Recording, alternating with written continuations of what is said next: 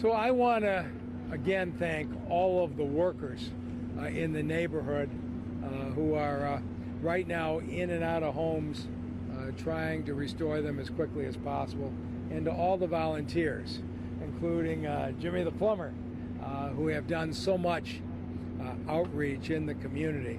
I'll give you a short update and then I'll let you ask questions of those who are doing the technical side of this. But the Great Lakes Water Authority continues to make progress. You've seen the replacement line has gone in. They are sealing it now and have work to do in order to make it operational. And once that's done, DWSD will go in and repair the secondary break, and DTE will repair the gas line. Right now, we are really focused on trying to get the families in the hotels back into their homes as soon as possible. And we believe that there's approximately 200 houses that need work. What it takes to get a family from the hotel back into their homes properly is a 6-step process. First, we have to do an inspection. Second, we have to remove the debris from the basements. Third, we have to go in and sanitize and clean. Fourth, we have to go in and replace furnaces and hot water heaters. Fifth, we've got to bring the family through for a final inspection. And sixth, we've got to move them from the hotel back into the house. We're going to have to do that 200 times, and we're going to attempt to do it with the kind of care you would expect if it were your own home. As of last night, the inspections are nearly all done. 58 of the houses are through phase 2. We got the debris out of the basement. 25 of the houses were through phase 3. Basements have been sanitized and cleared of water. There's another 50 staff out on the street today doing the sanitizing, so we will speed that up.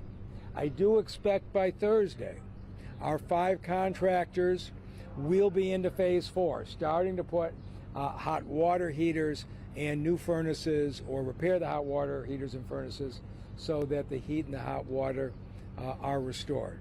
And so we will see how that process goes starting Thursday. But I gotta say, those of you who were out here with me 8 days ago when we were under 4 feet of water, if you live here and you've been displaced from your home, this seems like it is an extremely slow process. But for those who are making sure that every single house is restored properly, we don't want to rush and take shortcuts. And once we get people back in their homes, we'll go through the process of reimbursement with the claims for damaged property. But right now the focus is, let's get these houses safe, let's get them restored, let's get families back from the hotels. And I've got the leadership here from the Detroit Water and Sewer Department, the Great Lakes Water Authority, and with that, take any questions. Yeah, you know, Gary Brown put out a goal of 6 weeks, and it is going to be a function, I suspect, of phase 4. Can our 5 contractors, if they can do 1 to 2 houses a day with the furnaces and the hot water heaters, will be done under the 6 weeks, and we'll have a better feel for that a week from now. But so far, we are on the track that we expected. By Thursday, I do expect furnaces and hot water heaters start going into houses. Mr. Mayor, if you can, you said last week the HVAC installation repairs were set to happen on Monday. Can you just walk us through what happened between Monday and now Thursday? When I said this week, at least I hope I said this week, but the same folks who do the furnaces and the hot water heaters are right now doing the sanitizing, right? And when they do the sanitizing, they inspect the furnaces and the hot water heaters so they know exactly which equipment to bring in. So those crews are in the basements right now. I think the physical installation is likely to start on Thursday. Just to be clear, last I want to say Friday, you said that it should begin on Monday, the installation of the HVAC. So I should have said this week. Sure. Right. Those of you who covered the The August 21 floods know that with the FEMA process, this was a 6-month process. So I appreciate, if I were in a hotel, I would want to know tomorrow. But if you take the time to go talk to the folks who went through the FEMA response process, I think you will find that leaving the federal government out and doing this ourselves is going to cut months off the response, but it will not be fast enough for somebody who's not in their home. Mayor, my apologies if you said this and I didn't hear you, but can you reiterate the numbers of how many people you still have that are out in hotels displaced? So we have just under 200, I think we're about 190 families in hotels. Some are staying with friends. So we believe we have approximately 200 houses that need to be restored. And that number will get refined as we go into each house, but it's in that range. And anecdotally, are you able to say whether the damage is worse or what was expected, or can you give context? So if it's your house, the damage is terrible. If you were comparing it to the August 21 flood when it was sewage backed up into basements, the folks there would have said it was a lot worse. Now I know we've had at least one house and maybe more where the pipes froze and created damage even on an upper level. So in those circumstances, we're going to have more restoration. But I think this is what we had expected. We had water in basements in approximately 200 houses, and I think what we're finding is what we expected. I'll let Gary talk about it. He's seen more of it than I have. Yeah, thank you. And so what we're attempting to do right now is put the homes into categories. The first category being category 1, it just needs to be sanitized, debris removed and sanitized. We should be able to take care of that within a matter of hours. The second category will be you need to have the house sanitized and you need a hot water tank. The third category, you need a hot water tank and a furnace. And the fourth category, hot water tank, furnace, and you have some pipes that have busted. Those are the more severe houses. I don't suspect there are more than 30 in that category. So once we have them in the categories, we will match them up with our contractor skill level and be able to move really fast. Another 4 weeks is still a fair estimate. 6 I would say it's closer to 6, but 6 from now. At a minimum 6 weeks, because we're just getting into the homes and understanding the level of damage in each one of them. So, and supplies is also furnaces and hot water tanks, being able to get the supplies needed. Some of the furnaces will need ductwork that has to be fabricated because the new furnace won't connect to the old ductwork without this fabrication. So there could be some delays that are just not in our control, but we're certainly going to move as fast as we can. Foundation damage at all? No, we've had, our DPW has a structural engineer. This building right here claimed that they had some structural damage.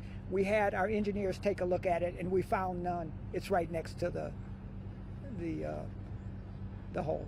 Gary, can you reiterate timing on the fix and what still needs to be done, and then when I'll let Todd speak to that. Sure. So right now, who you are. I'm sorry, Todd King from Great Lakes Water Authority. So right now, we've got the pipe in the hole. It has been welded up. There's an access manway that's been put in. They're inside the pipe doing some mortaring, which is a part of the water main. Once they're complete with that, they're also building a rebar steel cage around it, and we'll be placing concrete around the pipe to protect it. After that, as the mayor said, we'll be backfilling. DWSD will come in and repair the 6-inch main. DTE will come in and repair the gas main. We're still looking at about it was 2 weeks as of last week. We're still looking at the same timeline. Roughly in terms of the restoration, yeah. I mean, in terms of the repair, the return to the service of the utilities, about 2 weeks. The restoration's obviously going to go longer. Where, you know, we have to wait for the right weather to do the paving and restoration work. Is there concern about other areas of this transmission line busted? Yes, I mean, we have concerns. We're reviewing the information. We have gone up and inspected, you know, what's available, what's been dewatered. We don't see any additional damage, but again, this is a 93-year-old pipe. We have concerns, and we're reviewing those and coming up with a plan. How many other lines of this age in this way? roughly, rough numbers, 300,000 lineal feet. Mayor Duggan, some residents have expressed, they've been very vocal about their needs, and they've also expressed frustration with communication between them and the city. What can you done to kind of clear up, communicate with the people? Yeah, and so you've seen, we've had Ava, the district manager, Malia, the deputy mayor, Ray Solomon, and people have been on the streets every day. But you've got 400 homes, and that's 400 sets of needs. And we are doing our best for every single one. But this is a time where, people woke up in the middle of the night and found their basements filled with water and 4 feet of water in the street. You can understand the anxiety and frustration. But we're on these streets every day communicating. I think we're doing hopefully a better job with the volunteers who are out here. In many cases, are hearing some of the issues before we do. I think we're doing a better job now of communicating those. We're just going to keep working at it.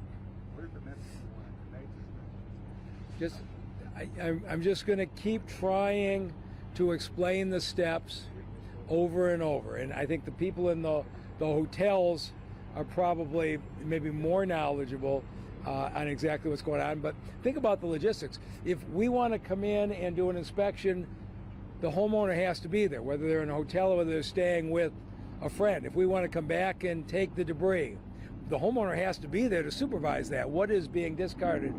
We come back to sanitize what the homeowner let us in. When it come back to do the furnaces and the hot water heaters. And so the logistical aspect of this is just going to take constant communication. But I'm hoping that we will start communicating the 6 steps I told you. The inspection step, the removal of the debris, the sanitizing, the replacement of the furnace hot water heater, the final inspection, and moving back. I hope we get to a point where every single person knows exactly which step they're at and what time, what the date is they can expect. Some folks will have furnaces in this week. Some folks are not going to have furnaces in until 4 or 5 weeks from now. What we're going to try to do is communicate a schedule to everybody so that they know what to expect. How many idea on total cost? It'll be a lot. I don't know. Have you guys begun to put numbers on it? No. Follow-up question on the resident situation. So the community is really mobilized to offer its support. What would you say, in your opinion, is most needed right now? Is it supplies? Is it So let me get Malia Howard, the deputy mayor. So the question is, what do we need most from the volunteers from the community? I'm so sorry. Are you asking me for supplies, or what do we need from the volunteers themselves? It's both. It's all those things. So as far as supplies are concerned, we still need, daily items like, hygiene kits, feminine products, diapers in all sizes going up to size 7, toilet paper, paper towel, new underwear, new socks, in packages, brassieres in all sizes. So there's so many needs that we have. Donations, gas cards, gift cards. We're accepting everything. We still need volunteers to help us coordinate, but most importantly, we need volunteers who, Spanish is their language, their native language, right? And so we have a huge network that we're working with Congress of Communities, and there's so many organizations in this neighborhood that we're working with, Mr. Reyes, Miss Sonia, and Maria Salinas. And so we just want to make sure that those are the things that we need. And so think about it like this. You go on vacation, right? What are the things that you're packing? But everyday items when you go to Target. So if I need puppy pads, like we have a need for puppy pads. We have pets that are staying in these hotels with their family members, right? Because that's their family. So we need puppy pads. Bring those to Patton and we can get them distributed out to the locations. And so those are the things, those are the basic needs. So think of your traditional Myers Target run every week. Okay, those are the things that we need. And so we'd appreciate you, and we appreciate the viewing community to continue to support our residents here in Southwest Detroit, because they need your support and they need your prayers. But we also need boots on the ground. And so I can, if you come to Patton, we can organize the volunteers, organize the donations, and make sure that we put you out into the community correctly.